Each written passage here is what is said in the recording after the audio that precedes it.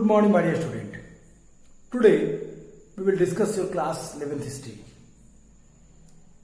My dear student, if you are continuously watch my all the videos, I mean to say that if you join my online classes, then you are all aware of that we have completed your class 11th history. We have read the whole 11th chapter which is given in our book. Today we will discuss that the important topics, important chapters and the new syllabus of CBSE for class 11th. I hope you have remembered because in my online class I discuss that which chapters that is part of your syllabus this year. इस साल आपके syllabus में कौन कौन से chapter महत्वपूर्ण part हैं, इन बातों पे हम बात करेंगे आज. तो I hope if you have remember my previous classes where I discuss that chapter 1 from beginning of the time. Chapter 1 from beginning of time. That chapter what? Deleted. ये चैप्टर क्या किया गया है? सीबीएसई ने आपके सिलेबस से delete कर दिया. Chapter 5 nomadic empire. Nomadic empire. That chapter also deleted. And chapter 8, I think chapter 8 confrontation of culture.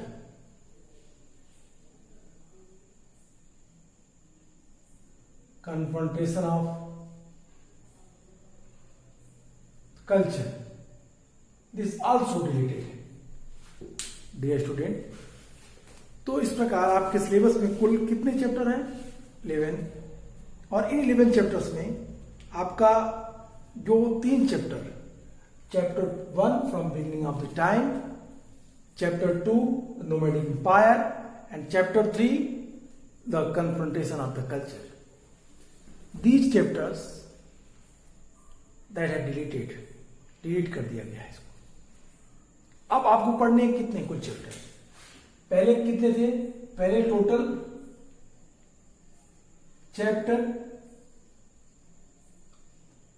chapters are 11. After deleted,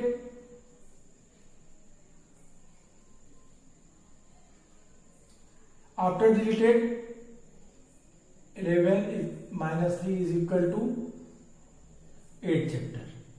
तो अभी आपको कितने चैप्टर पढ़ने हैं? केवल 8. And if you have remember my previous class, I mean to say that the all classes, अगर आप proper classes में बने होंगे तो आपको ये पता चलेगा कि हमने कंप्लीट सिलेबस कवर किया, पूरा पढ़ा आप लोगों ने. लेकिन आपके लिए ज्यादा बेटर है कि आपको कितने चैप्टर पे ध्यान देना है? केवल 8 चैप्टर पे, 11 चैप्टर पे. कौन कौन चैप्टर 11? सेकेंड चैप्टर है. अगर आप देखेंगे तो I think it will see the contents of your book. The chapter first from beginning of the time that has deleted. The second chapter writing and city life. That would be your first chapter for this year. Second chapter an empire across 3 continents. Third chapter the central Islamic land. Fourth chapter 3 orders. 5 chapter 5 क्या होगा आपका? Changing culture and tradition. Chapter 6 industrial revolution. Chapter 7 displacing indigenous people and chapter 8 path to modernization. I think these chapters what I am discussing here that has also we have completed. हमने 8 chapter पूरा पढ़ लिया. हमने पहले chapter में पढ़ा. It means first chapter, it means according to your new syllabus, chapter 2. What is your chapter 2? From chapter 2 is writing and city life. The chapter 2 writing and city life में हमने कई सारी बातों को देखा, कई सारी बातों को हमने ध्यान दिया, पढ़ा। क्या क्या कौन कौन सी चीजें थी चैप्टर 2 में अगर हम देखें तो आपका जो अभी जो वर्तमान समय, I mean to say that कि आपको जो इस साल पढ़ना है चैप्टर 2 जो चैप्टर 1 के रूप में है आपके राइटिंग एंड सिटी लाइफ, इसमें हम लोगों ने बातें की थी मेसोपोटामिया के बारे में। First we have discuss about that the meaning of Mesopotamia. Mesopotamia it means what? The name Mesopotamia is derived from the Greek word mesos meaning middle and potamos meaning river. तो क्या हुआ? Mesopotamia it means the particular land situated between two rivers Euphrates and Tigris. That land is called Mesopotamia. ये जो जमीन है वो कहा गया, इसको कहा जाता है मेसोपोटामिया, जो दो नदियों के बीच का जगह है। ये वर्ड हमने बात की मेसोपोटामिया की, और फिर हम लोगों ने बात की किस तरीके से मेसोपोटामिया का विकास हुआ। जब मेसोपोटामिया के उत्खनन हुए, एक्सकवेशन कराए गए, तो हाउ स्ट्रेंज मैटर कि कुछ चीजें मिली जो पहले वो बाइबल के को क्या कर रही थी, बाइबल के में वर्णित कहानियों को एक्सप्रेस करने का प्रयास कर रहे थे according to what the religious person of Europe के जो धार्मिक लोग थे, उन लोगों ने जब मेसोपोटामिया के उत्खनन हुए तो बाइबल में कुछ कहानियां ऐसी दी गई थी जो उसके साथ साम्यता रखती थी, समानता रखती थी। तो लोगों ने उसमें खूब पैसे खर्च किए मेसोपोटामिया के एक्सकवेशन में। तो मेसोपोटामिया का जब एक्सकवेशन हुआ तो मेसोपोटामिया के बहुत सारी चीजें प्रकाश में आई, और ये चीजें क्या थी? कहता है, if you will read your book, कहता है archaeology in Mesopotamia began in 1840 at the 1-2 sites including Uruk and Mari, which we discussed below. Since such a long-term projects, not only can we study hundred of Mesopotamian buildings, status, ornaments, grave, tools, and seals as sources, there are thousands of written documents. Author want to discuss with you about that on which basis we know about the Mesopotamian civilization and culture. तो कहता है कि we have the various evidences, what we have information that has based on that evidences. What? कौन कौन से evidence की बात करता है? अगेन आई रीड, कहता है वो कई सारे एविडेंसेस हैं। किन किन की बात करता है? कहता है not only can we study hundreds of Mesopotamian buildings, statue, ornaments, grave, tools and seals as source, there are thousands of written documents. आगे कहता है कि Mesopotamia was important to Europeans because of reference to it the Old Testament that I told you in the starting of this class. कि ये जो पूरी कहानी है, इसका पूरा एक्सकवेशन जो हो रहा है वो किस आधार पे हो रहा है? वो कहता है आपसे जिन चीजों को बताते हुए कहता है कि पूरा का पूरा डेवलपमेंट या एक्सकवेशन क्यों हुआ? क्योंकि इसमें कुछ चीजें थी। Mesopotamia was important to European because of the reference to it in the Old Testament, the first part of the Bible for फोरेंस, the book of Genesis of the Old Testament refer to what? Shinar, meaning Sumer, as a land of brick-built cities. Travelers and scholars of Europe looked on the Mesopotamia as a kind of ancestral land. Bible में एक word का use किया गया है, word है वो साइमार। साइमार it means city of bricks. When the Mesopotamia excavated, the various type of bricks, baked bricks, found in excavation. Europeans believed that the Mesopotamia, that was their ancestral land, that is explained in their religious text, that is explained in Bible. Bible में जो बातें कही गई हैं, जिस शाहीमार की बात की जा रही है, जिस ईंटों से निर्मित शहर की बात की जा रही है, जब उत्खनन हुआ मेसोपोटामिया का, एक्सकवेशन कराया गया मेसोपोटामिया का, तो वहां से पके हुए ईंटों के साक्ष्य मिलने लगे, एविडेंस मिलने लगे, और पूरे यूरोपियंस को लगने लगा कि ये वही शहर है जो हमारे ओल्ड टेस्टामेंट में बताया गया है, लिखा गया है। हो न हो ये शहर हमारा एंसेस्ट्रल लैंड है। देन आफ्टर व्हाट हैपेंड, कहता है उसके बाद उसके बाद कहता है कि the travellers and scholars of Europe looked on Mesopotamia as a kind of ancestral land, and when archaeological work began in area there was an attempt to prove the literal truth of the Old Testament. अब जब इसकी खोज हुई, इन चीजों को ढूंढा गया, तो ये चीजें बता रही थी, इन चीजों को जो एविडेंसेस मिले, जो खोज हुई, वो चीजें बाइबल में वर्णित चीजों से साम्यता नहीं रखती थी, उनसे थोड़ा विपरीत थी। कहता है कि from the mid 19th century there was no stopping the enthusiasm for exploring the ancient past Mesopotamia. From the mid 19th century, there was no stopping the enthusiasm of exploring the ancient past of Mesopotamia. In 1873, a British newspaper funded an expedition of the British Museum to search for a table narrating the story of the flood mentioned in Bible. By the 1960, it was understood that the stories of the Old Testament were not literally true, but they may have been way of expressing memories about important change in history. Gradually, archaeological techniques became far more sophisticated and refined, what is more attention directly to different questions, including the reconstructing the lives of ordinary peoples, establish the literally truth of Bible narrative, the receded into the backgrounds. Much of what we discuss subsequently in a chapter is based on these studies. Dear student, what I am telling with you, what I want to tell you with you, मैं आपसे किन चीजों पे बात कर रहा हूं।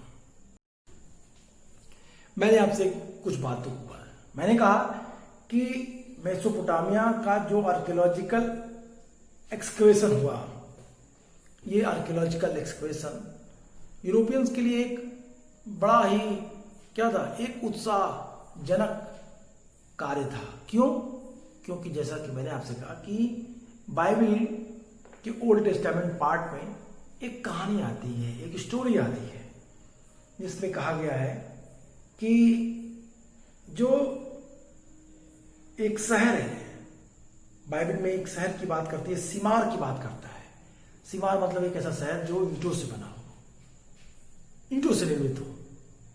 सुमेर, जब मेसोपोटामिया के शहर सुमेर का एक्सकवेशन हो रहा था, तो वहां ईंटों से बने हुए तमाम सारी चीजें प्राप्त होने लगी।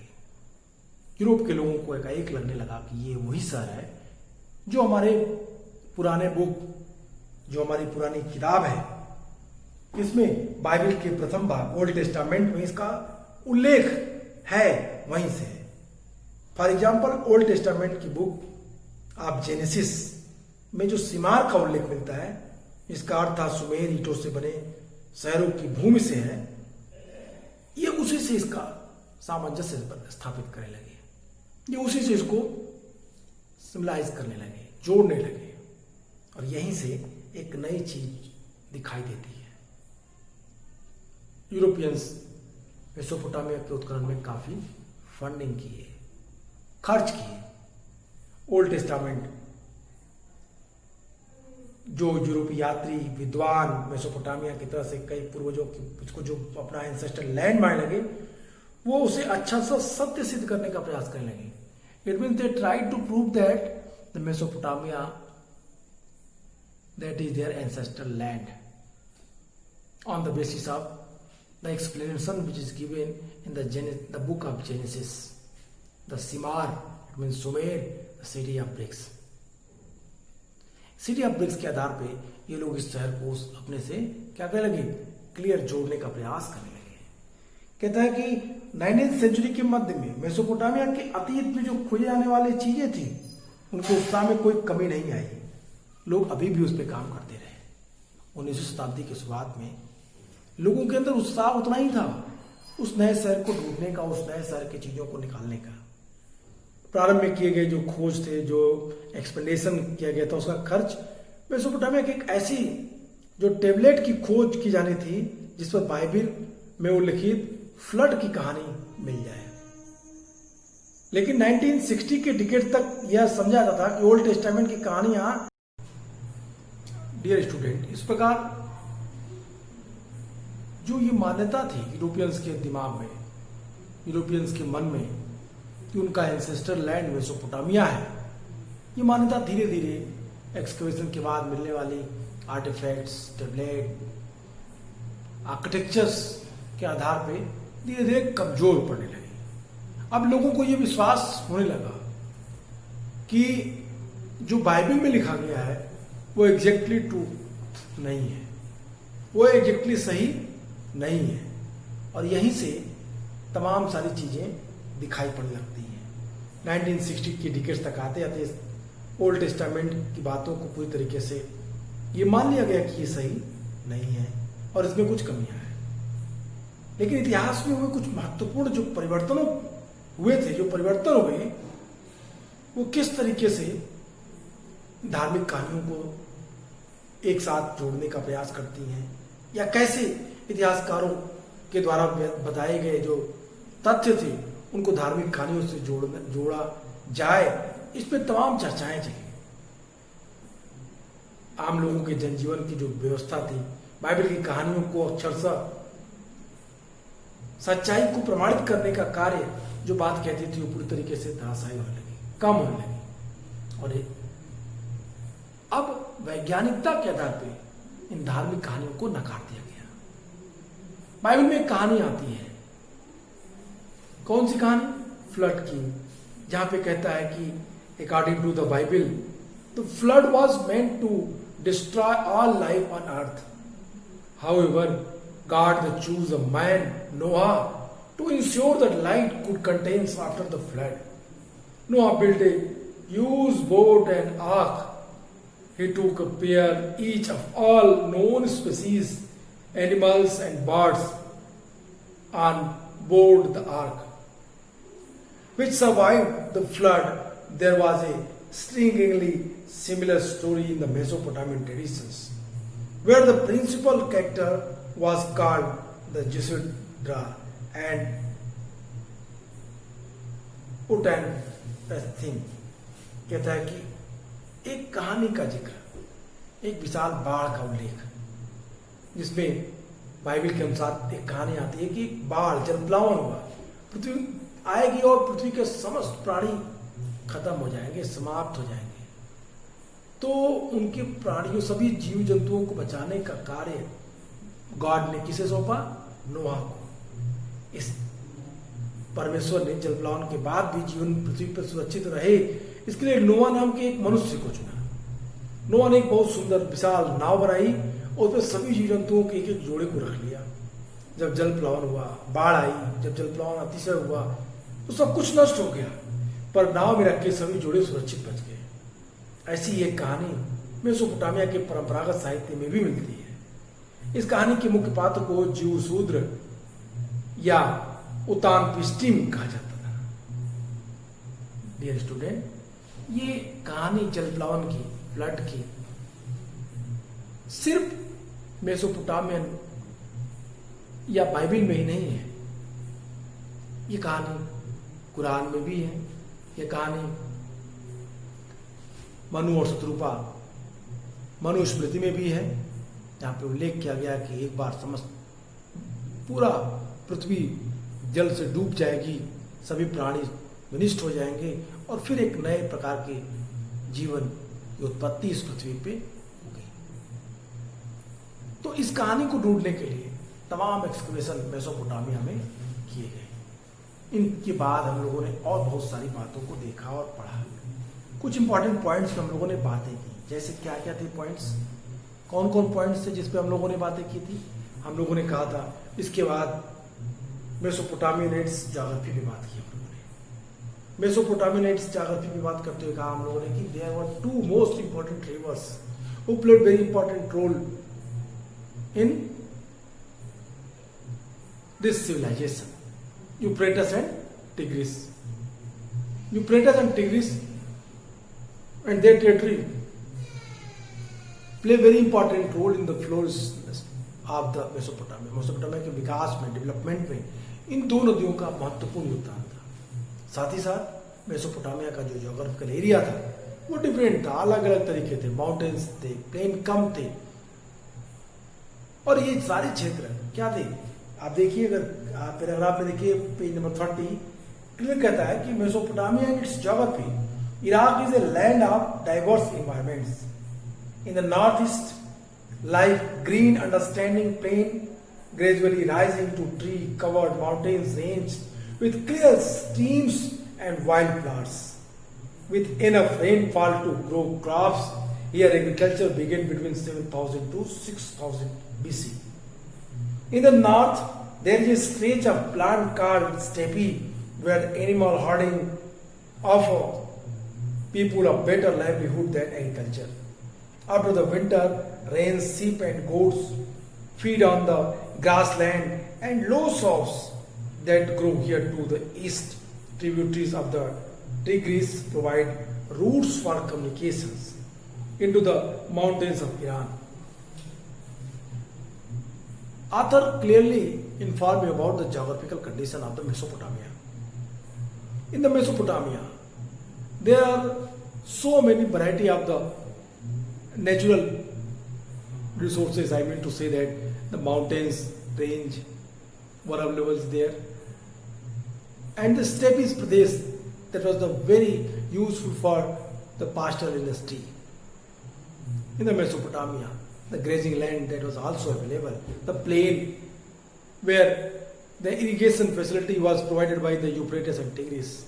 Euphrates and Tigris not only provide the water facility for that lands, but also they provide the transportation facility. कहता है कि नदियां हैं वो दूर दराज के पहाड़ी इलाकों में जहाँ सुगम रास्ते नहीं है, वहां पे ये क्या देती हैं? ट्रांसपोर्टेशन, परिवहन का माध्यम देती हैं। इराक से ईरान के आंतरिक भागों तक पहुंचने के लिए ये मार्ग उपलब्ध कराती है। They provide the routes to interconnect with the Irans and the inner part. With the help of that rivers, the traders, the common peoples, they reached particular that lands where the land route was not available. So that's why I am saying that the routes, I mean to say that the river routes which was available in Mesopotamia, I mean to say इन दोनों नदियों ने उनको ये चीजें available कराई। कहता है आगे उसी में कि कहता है कि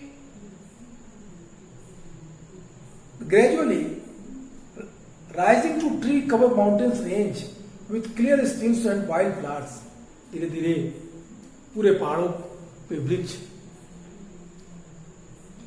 पेड़ ने उनको कवर कर लिया, ठंडी हवाएं और सुनहरी घास ने एक सुंदर वातावरण, मनोरम दृश्य मेसोपोटामिया के लिए अवेलेबल कराया। कहता है here agriculture began between 7000 to 6000 BC. That is the very important things in Mesopotamia. The agriculture first time introduced before when the 7000 to 6000 BC. During that time 7000 से 6000 ईसा पूर्व के आसपास मेसोपोटामिया के लोग खेती करना शुरू किए। तो ये जो चीजें थी ये मेसोपोटामिया को नए स्वरूप में विकसित करने का बात कर रहे हैं। आगे कहता है कि after the winter rain sheep and goats feed on the grassland and low shrubs the grew here to the east tributaries the river tributaries provide the communication into the mountains of Iran. The south is desert, and this is where the first city in the writing emerged. The south is deserts. South, Mesopotamia का southern portion deserted land था। कहता है यहाँ पे क्या हुआ, कहता है कि यहाँ पे this were the first city and writing emerge, यहीं पे लेकिन कला का पहली बार मेसोपोटामिया में विकास दिखाई देता है। This desert could support cities because the river Euphrates and Tigris which rise in the northern mountains carry loads of silt. It means fine mud. When they flood or when their waters let out on these fields, fertile seed deposit. I think you have read in your previous class that the rivers, when they flow, they come with the alluvial soils.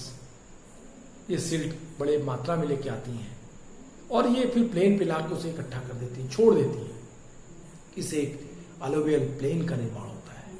ये alluvial पे जो उपजाऊ भूमि है, ये उस पे खेती के साथ खेती करने के उत्तम प्लेस के रूप में जाना जाता है। It means the formal land that was established on the basin, river basins, that is very productive. वो क्या होता है, बहुत ही प्रोडक्टिव होता है। और यूफ्रेटस और टिग्रिस ने वो चीजें प्रदान किया, वो चीजें उनको दिया। That is the important things which I want to discuss with you.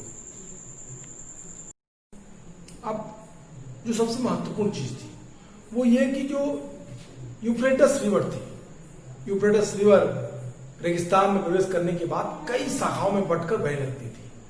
कभी कभी इन ट्रिब्यूटरीज में बाढ़ आ जाती और पुराने जमाने में ये धाराएं जो स्ट्रीम्स थी, जो इनकी ट्रिब्यूटरीज थी, ये क्या करती थी, ये जो स्ट्रीम्स ट्रिब्यूटरीज अपने साथ बहुत सारे सील्ट लेके आती और ये एक प्लेन मिलाकर इनको छोड़ देती थी। ये जो अलुवियल सॉइल से निर्माण होता, वहां पे अच्छी फसल होती थी। गेहूं और जौ, मटर, मसूर की खेती अच्छी होती थी और साथ साथ इरिगेशन फैसिलिटी उनको प्राप्त हो जाती थी।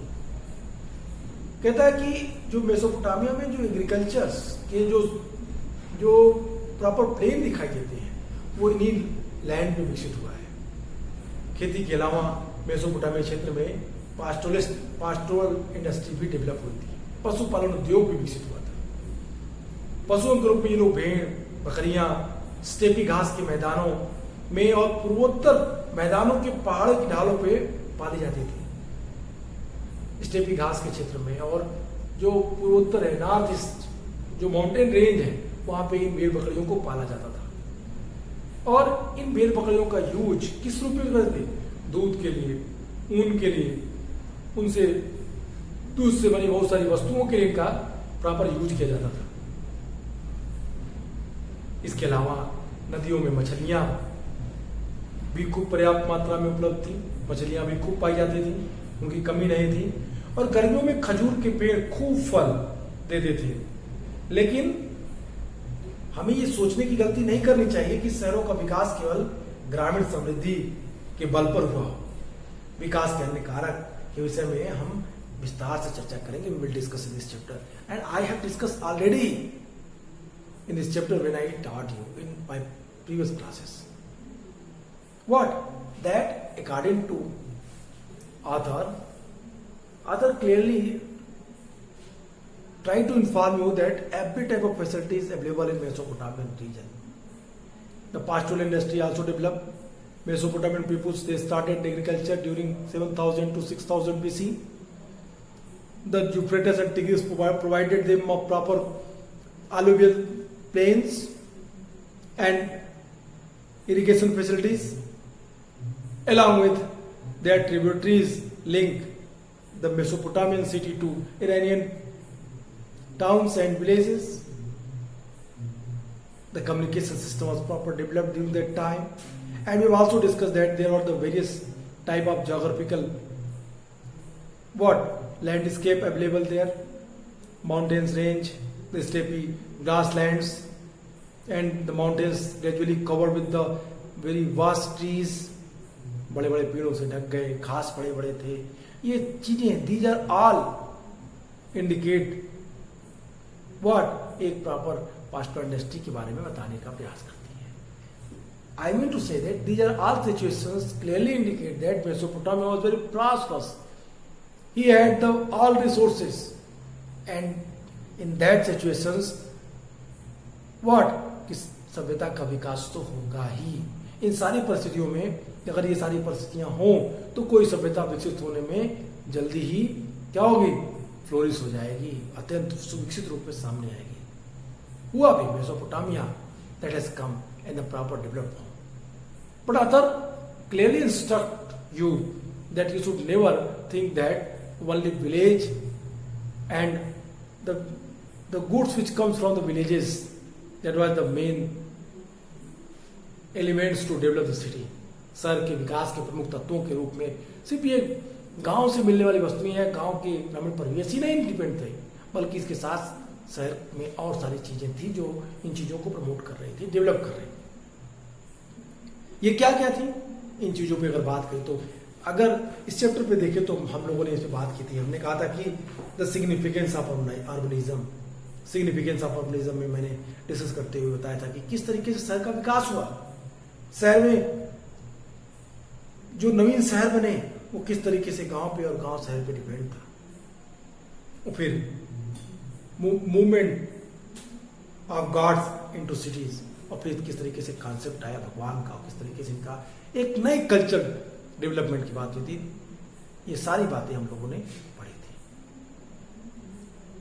And when you will read the paragraph, the organizations and God came to the city, दोनों चीजों को जब पढ़ेंगे तो आपको ये बात समझ में आने लगेगी कि किस तरीके से मेसोपोटामिया धीरे धीरे कल्चरली रीच हो रही थी, नए ऑर्गेनाइजेशन के थ्रू नए नए लोगों से लिंक होकर के वस्तुओं का निर्माण कर रही थी, और आर्किटेक्चर के रूप में कैसे इसका विकास हो रहा था। I mean to say that when you will read the whole paragraph, then you can easily understand that how Mesopotamia developed properly with the help of these elements. तो मुझे लगता है what I felt that if you will read this paragraph, you have no confusion, and if you have any type of confusion, you can discuss me in my online class. आज के लिए इतना ही, फिर मिलेंगे and we'll discuss the same chapters and the other topic. Goodbye and take care.